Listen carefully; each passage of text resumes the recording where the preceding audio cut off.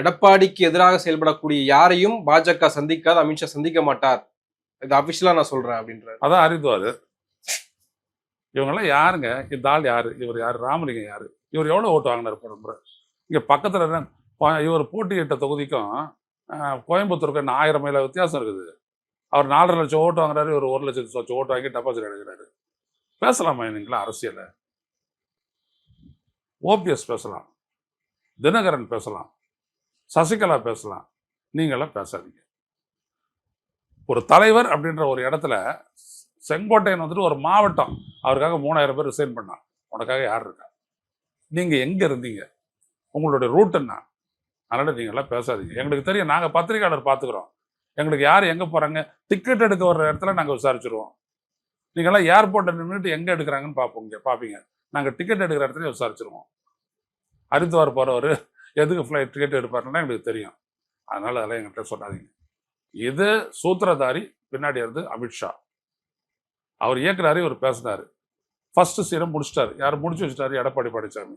இப்போ அடுத்த சீனை வந்துட்டு போடணும். அடுத்த சீன் போடுறதுக்காக இன்ஸ்ட்ரக்ஷனுக்கு போயிருக்காரு. இவ்வளவுதான். இல்ல, எடப்பாடியே போதுமே. அதாவது எடப்பாடி அதிமுக அப்படின்றது ஒரு கூட்டணி தான். அந்த கூட்டணியை வச்சுட்டு களமாடலாம் இல்லையா?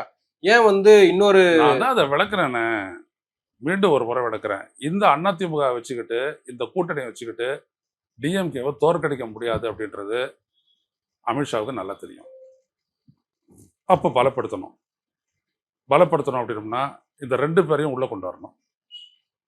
அந்தாண்டது வெள்ள தள்ளினதுக்கு காரணம் நீங்க எந்தாண்ட உள்ள போங்கன்றதுக்கு தான். அவரு என்டிஏ வேணான்றாரு.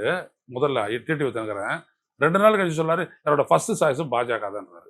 இதுக்கு பின்னாடி இந்த இயக்குவதே அண்ணாமலை தான். டிடிவி தினகரனையும் ஓபிஎஸ்ஸையும் நயனா நாகேந்திரனுக்கு எதிராக பேச வைக்கிறார். அண்ணாமலை யார் இயக்குறாங்களா? அசோக், பாலாஜி, இவங்கெல்லாம் அதான் சொல்ல வரேன். நம்மளுக்கு எல்லாம் காது குத்துறாங்கல்ல, எல்லாம் ஒரு 6 வயசுலேயே முடிச்சிருவாங்க.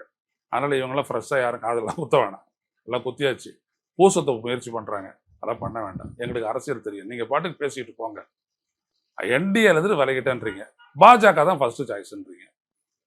டிடி தினகரன் என்ன அப்போ அரசியல் பண்ணுறாரு? உங்களுக்கும் அவங்களுக்குமான முரண்பாடு என்ன? இந்தாண்ட பார்த்தா மதிக்கலன்றீங்க, அந்தாண்ட பார்த்தீங்கன்னா எங்களுக்கு பிடிக்காத ஒரு துரோகியை எப்படி முதலமைச்சர் ஆக்கிட்டு அந்த கூட்டணியில் நான் இருப்பேன் அப்படின்றீங்க இல்லையா? அப்போ நீங்கள் என்ன சொல்கிறீங்க? நிர்ணய சக்தி இப்போ அவங்க தான். நீங்கள் 22 லட்சம் ஓட்டு வாங்கி தனியாக நிரூபிச்சீங்க. 234 தொகுதியிலும் வேட்பாளரை போட்டுவீங்க. 40 தொகுதியிலும் மக்களவைக்கு வேட்பாளர் போட்டு பரப்புரை பண்ண ஆள் நீங்கள்.